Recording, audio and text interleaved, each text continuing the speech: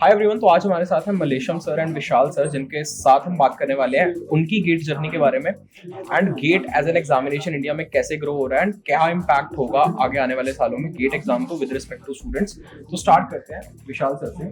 Sir, gate एक बहुत ही reputed exam है इंडस्ट्री में। किसी को भी अगर मास्टर्स करनी होती है या फिर किसी को गवर्नमेंट सेक्टर में पीएचडी में जॉब लेनी होती है, तो मतलब हाउ डिड यू स्टार्ट कि यार आपको टीच करना है गेट के? तो this is a very very valid question, क्योंकि जब भी किसी भी टीचर से आप देखते हो तो बच्चा ये सोचता है कि टीचर के पास कहाँ से मोटिवेशन आया होगा। तो first of all I started teaching on an academy from 2017, right now one of the top educators of EC and electrical on an academy. Before that, I cleared very prestigious engineering service examination, which is conducted by UPSC twice. In 2015, my rank was 25, and in 2014, my rank was 98. After that, मुझे ऐसा लगा यार कि मतलब इतने साल preparation करने के बाद, रैंक लाने के बाद, मतलब जो नॉलेज मैंने इकट्ठा की है वो सिंप्लीफाइड फॉर्म में बच्चे तक डिलीवर करनी चाहिए। और कहीं ना कहीं मुझे ये लगा कि जो अक्रॉस द कंट्री बच्चा है वो EC इलेक्ट्रिकल के जो कोर सब्जेक्ट्स होते हैं उन कोर सब्जेक्ट्स में थोड़ा सा लैग करता है। तो मुझे ऐसा लगता था कि मैं उसको बेहतर तरीके से समझा सकता हूँ, क्योंकि आज मुझे बड़ी खुशी होती है कि इतने सारे बच्चे कनेक्टेड हैं, बहुत सारे बच्चों की लाइफ में इम्पैक्ट आता है। बच्चे का जब मैसेज आता है कि सर सेलेक्ट हो गया IIT में, तो ऐसा लगता है यार हम वापस से सेलेक्ट हो गए। तो वो जो एक जर्नी होती है ना, वापस से जीने का मौका मिलता है, और ये लूप इनफाइनाइट है, तो इसको हम जितनी बार भी जीना चाहें जीना चाहेंगे। तो रही बात इम्पैक्ट की, तो मुझे ऐसा लगता है कि गेट एक ऐसा एग्जामिनेशन है जो एक नॉर्मल या एवरेज कॉलेज में पढ़ने वाले बच्चे को IIT तक पहुंचा सकता है। आपको भी पता होगा कि 12th के बाद IIT क्लियर करना थोड़ा सा डिफिकल्ट है, बट गेट का एग्जामिनेशन कंपैरेटिवली आसान होता है। तो उसके थ्रू IIT की जर्नी या IIT के ड्रीम को वापस से फुलफिल कर सकते हैं। एंड सर, अगर एक बात की जाए आपके बैकग्राउंड की, जैसे आपने भी अपने कॉलेज टाइम में गेट दिया होगा, तो वहाँ से जर्नी स्टार्ट हुई एंड अब आप टॉप एजुकेटर हो ऑन एन अकेडमी। तो वो जर्नी के बारे में अगर लोग जानेंगे तो उनको बहुत ज़्यादा मोटिवेट होगा। तो देखिए, लोगों को ये जान के बड़ी हैरानी होती है कि मुझे अपने फाइनल ईयर तक पता भी नहीं था कि गेट का एग्जामिनेशन क्या होता है, क्योंकि उस टाइम पे इतना एक्सपोजर नहीं था, इंटरनेट नहीं था, यूट्यूब नहीं था। और हमारे सीनियर्स भी होते थे जो हमारे कॉलेज में होते थे, जनरली वो लोग कैट, GMAT और ऐसे एग्जाम्स को जनरली प्रेफर करते थे। और हमें भी ऐसा लगता था कि यार गेट कोई बहुत बड़ा एग्जामिनेशन है जिसको हम लोग कभी क्लियर ही नहीं कर सकते।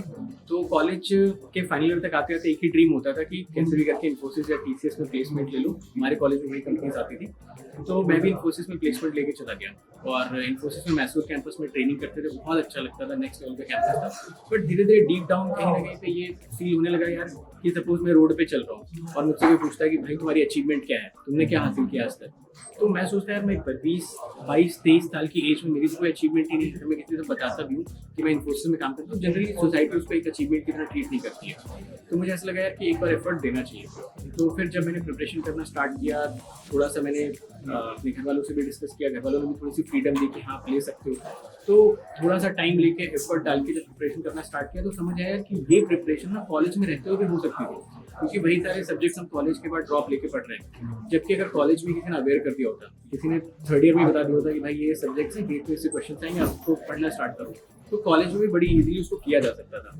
तो एक बार वो प्रिपरेशन कंप्लीट हुई, फिर मैंने UPSC का एग्जामिनेशन दिया, UPSC एग्जाम को क्लियर किया 2 बार 3 बार। तो मैं बच्चों को वही बताता हूँ कि मतलब आप लेट मत करो, आपको same level of success achieve करने के लिए अगर पहले से आपको अवेयरनेस हो तो आप जल्दी कर सकते हो। आपको उसके लिए बहुत ज़्यादा वेट करने की जरूरत नहीं कि आप फाइनल बार ड्रॉप लेकर वो चीज़ें करो। आज तो इतना अवेयरनेस है, इतना कंटेंट अवेलेबल है, इतना एक्सपोजर है लोगों के पास कि आप विद इन द कॉलेज वो सारे ड्रीम्स अचीव कर सकते हो जो लोगों को पहले कॉलेज के बाद 2 से 3 साल लग जाते हैं। तो this is something which every student should Aspire for, कि यार कॉलेज के साथ ही साथ होना है वो भी। तो जो आपने बात की ना अवेयरनेस वाली, आई थिंक बहुत ज़्यादा इंपॉर्टेंट है। हमें रियलाइज जो तब होता है जब आउटपुट आने वाला होता है। या तो हम फाइनल ईयर में होते हैं, देखते हैं कि सबकी प्लेसमेंट्स लग रही है, फिर हमारे पास हाथ में कुछ नहीं है, ना हमें पता है कि इसके बाद क्या करना है, घर वालों से प्रेशर होता है, उस टाइम पे हम रियलाइज करते हैं। जबकि अगर वही चीज़ सेकंड ईयर थर्ड ईयर में पता हो, एटलीस्ट वो एफर्ट सही डायरेक्शन में चल जाए। बिल्कुल। तो सर, मतलब सेम क्वेश्चन टू यू, जैसे आपने गेट टीचिंग में आया, तो कब आपने स्टार्ट किया and how has been the journey?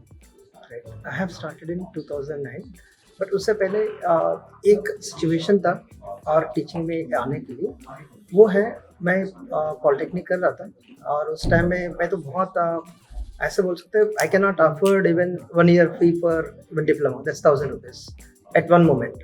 तो उस टाइम में ये हो रहा था I have to look for competitive exam, कि वही है आपको अगर बेस्ट रैंक आया है you can get the free seat. तो यही है एक अवसर था, और उसकी वजह से मैं सेकंड ईयर से स्टार्ट किया डिप्लोमा में, और डिप्लोमा सेकंड ईयर में कोचिंग मतलब कॉम्पिटिटिव एग्जाम प्रिपेयर करना स्टार्ट किया. I think used to prepare hardly 10 hours every day. So I have the terrace and I used to go alone and so लोग देखता था. तो एक दिन ऐसे हुआ है, सो आप पढ़ रहा तो है बट हमको भी पढ़ा दो, साथ साथ में ये भी होता है. तो वहाँ से थोड़ा इनिशिएटिव मिला है. वो बीटेक में भी यही सिचुएशन हुआ था, क्योंकि मैं गवर्नमेंट कॉलेज में किया है बीटेक, तो वहाँ भी यही सिचुएशन था कि जो जितने भी गवर्नमेंट कॉलेज में जाते हो सकता पूरी फैमिली होगा और टॉपर्स भी हो, इसलिए उनको मिला है एडमिशन. तो वहाँ पर एक ऐसे एनवायरनमेंट बना है, तो म्यूचुअल डिस्कशन, उनको पढ़ाना और मुझे भी सीखना है, तो एक ऐसा सिचुएशन मिला है. तो वहाँ पे टीचिंग इंटरेस्ट मिला है. मैं आईआईटी करने के बाद भी मैं टीचिंग में आया है, एक ही इंटरेस्ट है तो जो शुरू से था वो, तो इसलिए मुझे बेस्ट जो है तो गेट का जो मैं थर्ड ईयर में रैंक निकाला, तो उसी टाइम में थोड़ा आया यार GATE is one of the best, जो पढ़ता है उनको रैंक निकलता है, राइट. तो वो है, तो इसलिए मैं गेट जर्नी स्टार्ट किया 2009 तुरंत एमटेक के बाद, और उस दिन से लगभग सारे इंस्टीट्यूट में पढ़ा है मोस्टली, राइट. ये अनअकैडमी सेकंड टाइम ज्वाइन किया है, राइट. तो बहुत अच्छा लगता है बच्चे के साथ इंटरेक्ट करना और उनको गाइड करना. उनकी जर्नी में हम भी एक ऐसे होता है फैमिली में पेरेंट्स जैसे हमको फ्रेंड जैसे ट्रीट करते हैं, राइट. तो वो एक ऐसे सिचुएशन है, हमको हमेशा वो याद रखेगा चीज. जिसके साथ आपने इतना टाइम स्पेंड किया, मतलब Right. आप उसकी वीडियो देख रहे हो, 1-1 घंटे की लंबी वीडियो देख रहे हो, तो कहीं ना कहीं बच्चे के दिमाग में as a part of family ही बन जाता है कहीं ना तो कहीं. ऐसे ही बात करता है, जब भी रैंक आया है तो कॉल करके बोलता है सर हम यहाँ ज्वाइन करने वाला है, तो बहुत ऐसे कॉम्प्लीमेंट देता है ना. तो जिंदगी भर ऐसे होता है यार, यही करना चाहिए हमको. सर वो कनेक्ट बिठाना बहुत ज्यादा इंपॉर्टेंट है स्टूडेंट के साथ. एंड लाइक आपने वो वाला जीवन जिया है, मतलब you started from very zero and you have reached a certain part. And बहुत सारे लोगों की वही जर्नी होती है कि एक ऐसे पॉइंट पे वो कंफ्यूज्ड है, वो डीमोटिवेटेड है, उनको पता नहीं है उनको लाइफ में क्या करना है, राइट. तो उस पॉइंट ऑफ टाइम पे उनका सबसे बड़ा मोटिवेशन का सोर्स क्या होना चाहिए, मतलब चाहे वो गेट की प्रिपरेशन कर रहा है, चाहे वो प्लेसमेंट की प्रिपरेशन कर रहा है, चाहे वो कुछ और सोच रहा है अपने करियर के बारे में, तो क्या ऐसी चीज है जो उसको दिमाग में रखनी चाहिए जिससे वो हमेशा मोटिवेटेड रहेगा? दो चीज़ है. कुछ लोग ऐसे बिना अवेयरनेस के साथ डिसीजन ले लेते, तो वहां पर बहुत दिक्कत होगा, क्यों आपको पता नहीं होगा तो वो क्रैक कर सकते नहीं कर सकते. You will waste the time for 1 or 2 years, then you will take the another decision. कुछ लोग ऐसे अवेयरनेस के साथ जाते हैं, तो मुझे पढ़ना है, यही से पढ़ना है, इन लोग से ही पढ़ना है, तो उन लोग बिल्कुल क्लियर है रास्ता.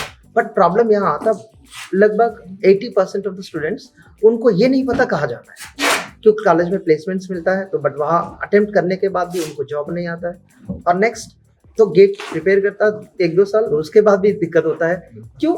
इट्स अनडेडिकेटेड, एक ऐसे बोलते हैं ना, हाँ फोकस नहीं है और डेडिकेशन भी नहीं है उसके अंदर. तो बहुत लोग एग्जाम लिख रहे हैं तो हम भी लिख रहे हैं, प्लेसमेंट अटेंड कर रहे हैं तो हम भी अटेंड कर रहे हैं, बट जब सामने अपॉर्चुनिटी है, why don't you analyse that how to prepare for it, है ना. उनके लिए बहुत सारे फैकल्टी है, एजुकेटर है गाइड करने के लिए. तो ये आपके सामने इतने, इसलिए अनअकैडमी एक ऐसे प्लेटफॉर्म है, फ्री क्लासेस भी है, हम हमेशा साथ में आके ये गाइडेंस भी देते हैं यूट्यूब में और फ्री क्लासेस में. You can use this opportunity for cracking this things. Sir जैसे कि हम गेट की बात कर रहे हैं, तो हर चीज़ का ना कुछ एक ट्रेंड होता है. किसी चीज़ का एक बार अप ट्रेंड होता है, फिर डाउन ट्रेंड होता है, अप ट्रेंड होता है, डाउन ट्रेंड होता है. एंड आपने काफ़ी टाइम से आप इस इंडस्ट्री में हो, तो आप कैसे देखते हो गेट एज एन इंडस्ट्री की ग्रोथ विद रिस्पेक्ट टू लोगों के अंदर मोटिवेशन है नहीं है? ऐसे बहुत सारी नई नई टेक्नोलॉजीज देखते हैं हम, आर्टिफिशियल इंटेलिजेंस, एआई, बच्चे सोचते हैं कि यार सब कुछ ही खत्म हो जाएगा, एआई वुड कम, राइट. तो आप क्या इम्पैक्ट देखते हो गोइंग फॉरवर्ड कि यार गेट वाली कैटेगरी में होने वाला है? एक्चुअली एक बहुत फेमस इन्वेस्टर वॉरेन बफेट, उनके बारे में शायद लोगों ने सुना होगा. तो वो बोलते हैं कि B greedy when everyone is fearful and B fearful when everyone is greedy. तो असल में गेट के एग्जामिनेशन में क्या होता है, 4 ब्रांचेस हैं, EC, electrical, mechanical, civil, CS. इनकी एक साइकिल चलती है. जैसे कि किसी सर्टेन 2-3 ईयर्स में होगा कि सीएस के बच्चे बहुत ज़्यादा होंगे, ईसी, इलेक्ट्रिकल, मैकेनिकल के बच्चे एक सर्टेन थोड़े से कंपैरेटिवली कम बच्चे होंगे.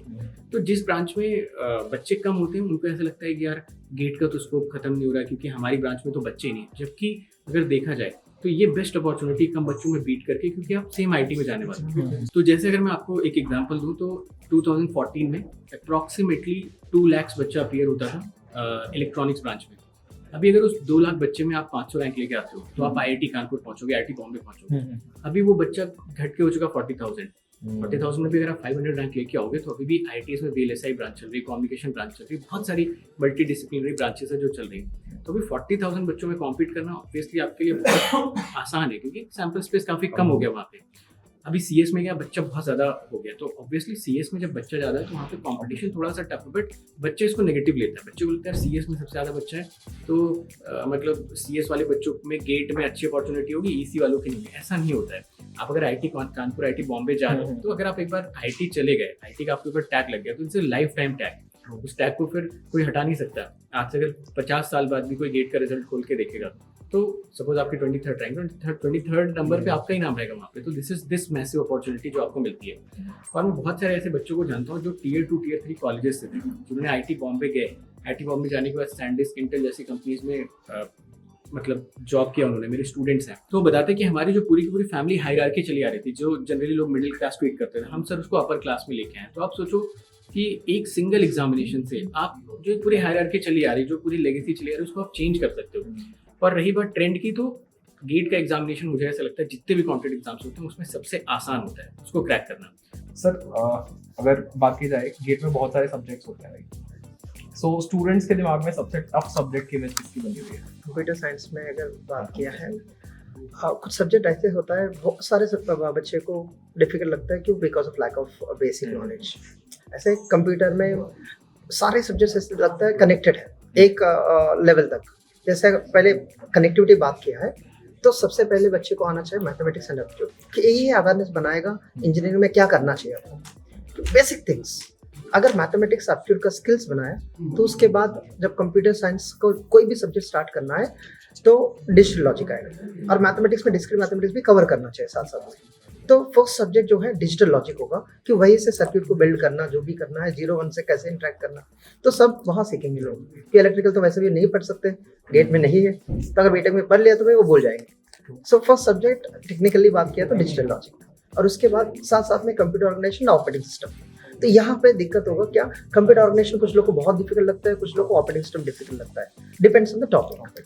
तो यही है। तो डिजिटल लॉजिक अगर थोड़ा भी वीक होगा तो सीओ में कुछ टॉपिक दिक्कत होगा, जैसे एलएलयू डिजाइन होता है और पाइपलाइनिंग जो भी हो। एंड देन ऑपरेटिंग सिस्टम बात आया तो वहाँ पर paging and semaphores, but semaphores के लिए क्या है, थोड़ा प्रोग्रामिंग नॉलेज भी होना चाहिए, तो वो बाद में आएंगे कनेक्टिविटी में।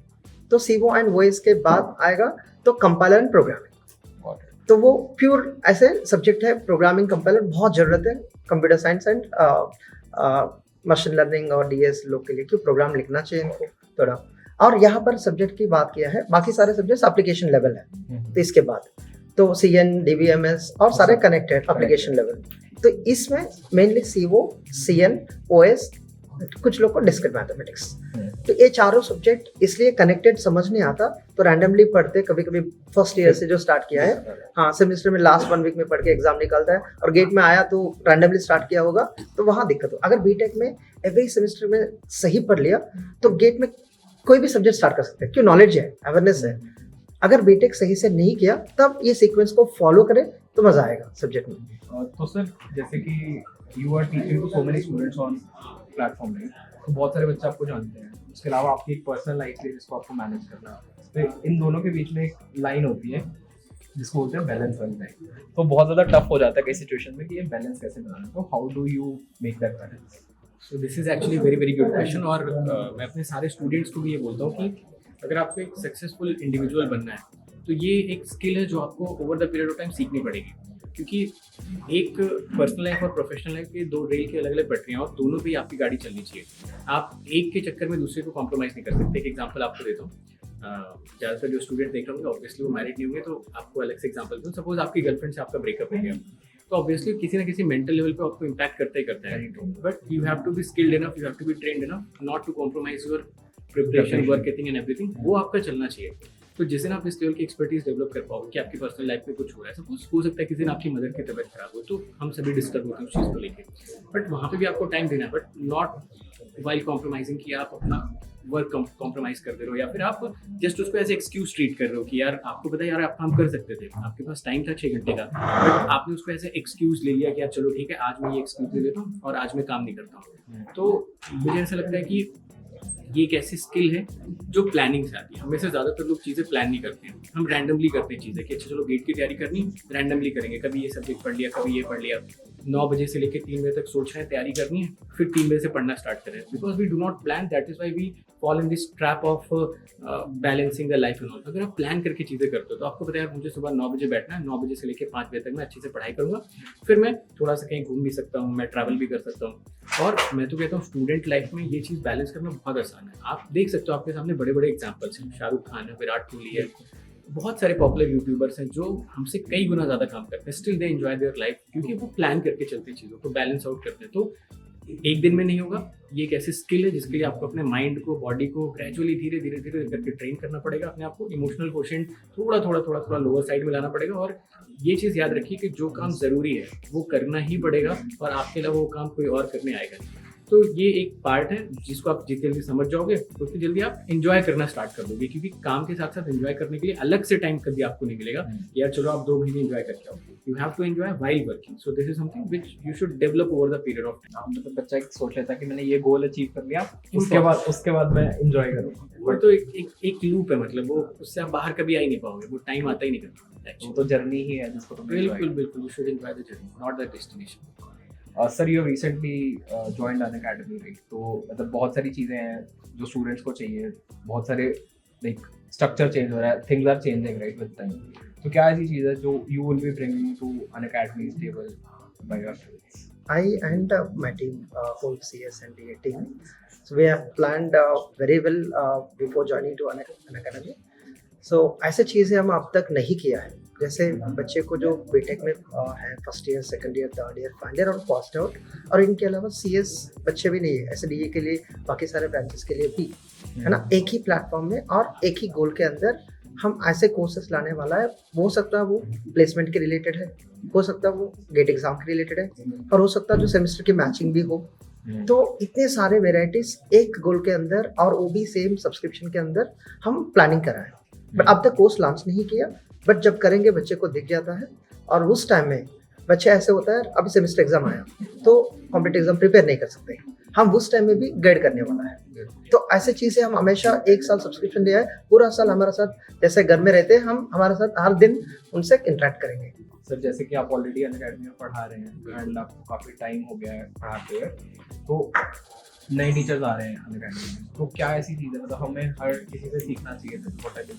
कोई ऐसी चीज़ है जो आपको लगता है कि आप नए टीचर्स के आने से सीखेंगे या अन अकेडमी और बेटर हो पाएगा? मतलब लर्निंग तो एक ऐसी चीज़ है जो कभी ख़त्म नहीं हो सकती। और रही बात इन सारे टीचर्स को, तो सबको मैं पर्सनली बहुत पहले से जानता हूँ, this is not the first time we are meeting. और सारे अपने डोमेन के लेजेंड टीचर्स हैं। और सबसे इंपॉर्टेंट बात है कि सारे टीचर्स ने अपना कंटेंट खुद डेवलप किया है। 2 कैटेगरी ऑफ टीचर्स होते हैं। एक टीचर्स होते हैं कि किसी एग्जिस्टिंग टीचर का नोट्स लेके उस नोट्स को थोड़ा सा मॉडिफाई कर लिया।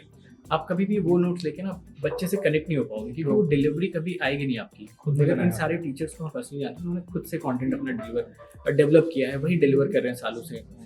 और आज भी उस कंटेंट को इम्प्रूव करने की एक एक्सपेक्टेशन रखते हैं। ज़्यादातर क्या होता है कि 5-6 साल पढ़ाने के बाद एक ईगो फैक्टर आता है कि भाई मैं अपना कंटेंट क्यों इम्प्रूव करूँगा, but still they believe in improving over the period of time. और मुझे ऐसा लगता है कि ये अपने आप में बहुत बड़ी बात है कि इतने बड़े टीचर्स अगर ये चीज़ बोलते हैं, तो उसमें कहीं ना कहीं पूरी जितने भी कम्युनिटी स्टूडेंट्स की उनका बेनिफिट होता है। और टीचर्स तो खैर नेक्स्ट लेवल है। बाकी रही बात मेरी, तो मैं सब लोगों से बहुत कुछ सीखता हूँ। इनफैक्ट मैं डिस्कस भी करता हूँ, कुछ सब्जेक्ट्स हमारे कॉमन भी हैं, तो वी डिस्कस द थिंग्स। तो वो एक ट्रांसपेरेंसी और एक वो म्यूचुअल रिस्पेक्ट एक दूसरे के लिए हमेशा से था और हमेशा से ही रहेगा। और एक चीज़ मैं यहाँ पे और बोल दूँ कि अगर सब लोग अन अकेडमी पे आएंगे, सब पहले भी रह चुके हैं, तो the management of an academy is very very mature. मतलब वो आपको फ्रीडम देता है, वो समझता है डीएनए टीचर का क्या होता है। They give the flexibility. This is not like a 9 to 5 job कि आप गए और आप वहाँ पे काम करके चले हैं, because teaching live involves a lot of responsibility. आप गलत नहीं पढ़ा सकते। आप 2 घंटे का जो आपका कॉन्सेंट्रेशन फोकस होता है वो मे भी किसी अदर जॉब से ज़्यादा होता है। This is something which I believe. तो अन अकेडमी ये चीज़ बहुत अच्छे से समझता है और कोई अनड्यू प्रेशर आपके ऊपर नहीं डालता है कि नहीं भाई आप यही करो, आप ये नहीं कर सकते। आपके पास फ्रीडम, आप फ्री क्लासेस लेना चाहते हो लीजिए, यूट्यूब पे लेना चाहते हो, प्लस पे जो भी आपको कोर्सेज लॉन्च करने आप ले सकते हो। और सबसे बड़ी चीज़, एक सिंगल सब्सक्रिप्शन में आपको सारी चीज़ें मिलती हैं। You do not have to buy multiple subscriptions for every possible courses. So this is something which I can ensure. Great I think मतलब जब लोग और ज़्यादा लोग जुड़ेंगे तो एट द एंड गोल होना चाहिए कि स्टूडेंट्स का बेनिफिट हो, सभी उसी के लिए काम कर रहे हैं। बहुत अच्छा लगा सर आपसे बात करके। I believe this conversation would be very helpful. जो लोग गेट की तैयारी कर रहे हैं, जो गेट के लिए पढ़ रहे हैं, काफ़ी सारी चीज़ें उनको जानने को मिली होंगी from your journey. Thank you so much for this conversation. Thank you Thank you so much. Thank you.